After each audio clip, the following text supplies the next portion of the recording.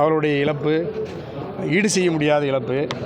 பொதுவாக இந்திய நாட்டினுடைய அரசியல் சூழலில் ஒரு நெருக்கடியை விளக்குவதற்கு இன்னொரு நெருக்கடியை உருவாக்க வேண்டிய சூழல், அரசியல் சமூக சூழல் இந்தியாவில் தொடர்ந்து நிலவி வருகிற நிலையில் அண்ணன் பாட்ஷா அவர் பாதிக்கப்பட்ட நிலையிலிருந்து, குறிப்பாக அந்த பாபர் மஸ்ஜித் இடிப்பு, அதை ஒட்டி நாடு முழுக்க இருந்த நம்ம சிறுபான்மை மக்கள் அல்லது இஸ்லாமிய மக்களுக்கான அந்த நம்பிக்கை இழப்பு, அதன் மூலமாக நாடு முழுக்க பல சிக்கல்கள், பல போராட்டங்கள், பல உரிமை போராட்டம் நடந்துச்சு. சில பேர் திட்டமிட்டு மதத்தின் பெயரால், கடவுளின் பெயரால் மக்களை பிரித்து அரசியல் அதிகாரத்தை நுகர்வதற்காக அப்பாவி மக்களை அப்படி இரையாக்குகிற அந்த நிலை இந்தியாவில் இப்பொழுதும் அது கூர்மையாகி தொடர்ந்து வருகிற நிலையில் ஒரு ஒரு ஒரு எதிர்வினையாக அண்ணன் பாட்ஷா அவர்கள் அப்படிப்பட்ட ஒரு சூழ்நிலையில் ஒரு 25 ஆண்டு காலம் சிறையில் வாடி, இந்தியாவில் இருக்கிற ஏனைய சிறைவாசிகள் எல்லாம் விடுவிக்கப்பட்ட பொழுது கூட அண்ணன் பாட்ஷா அவர்கள் முழுமையான விடுதலையை நுகராமல் இப்பொழுது விடுப்பில் அண்ணனுடைய இந்த உயிர் பிரிந்திருப்பது தமிழ்நாடு கொங்கு இளைஞர் பேரவையின் சார்பாக, ஒட்டுமொத்த நம்முடைய தாய் தமிழ் சமூகத்தின் சார்பாக அண்ணன் பாட்ஷா அவர்களுக்கு ஆழ்ந்த இரங்கலையும் அந்த குடும்பத்துக்கு ஆறுதலையும், நம்முடைய ஒட்டுமொத்த இஸ்லாமிய சமூகத்துக்கும் நம்பிக்கை ஊட்டுகிற வகையில் நான் ஒரு ஆறுதலை பதிவு பண்ணியிருக்கோம். ஐயாவோட இறுதி ஊர்வலத்திலையும் நாங்கள் பங்கெடுத்திருக்கிறோம்.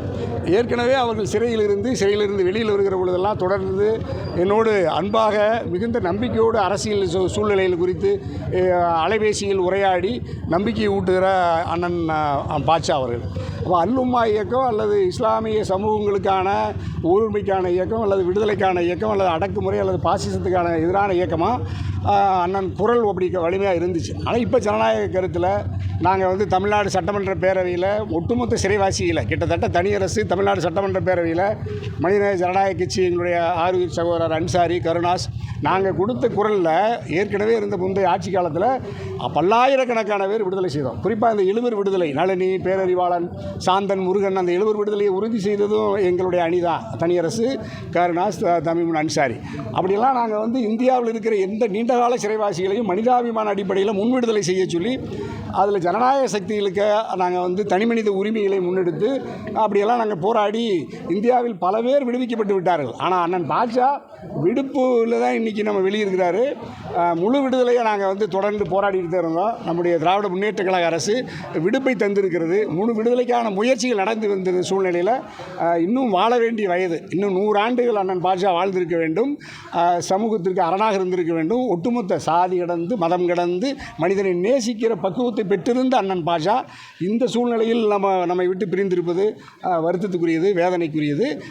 அவருடைய அந்த எதிர்கால கனவு, இந்தியாவில் சிறுபான்மை சமூகம், ஒட்டுமொத்த மக்கள் சமூகமும் சகோதரத்துவத்தோடு, நல்லிணக்கத்தோடு, அமைதியான நல்வாழ்வை வாழ அவர் கண்ட கனவை நம்ம எல்லாரும் அந்த கனவை நனவாகுவதற்கு இந்திய சமூகம் ஒற்றுமையாக, மதவாத பாசிசத்துக்கு எதிரான மத நல்லிணக்கத்துக்கு ஆதரவாக நம்ம இந்த அண்ணன் பாட்ஷாவினுடைய இந்த நினைவு நாளில் அவருடைய உயிர் பிரிந்திருக்கிற நிலையில் நம்ம உறுதியேற்போம். இந்தியாவின் ஜனநாயகத்தை பாதுகாப்போம், பாசிசத்தை வேறறுப்போம்.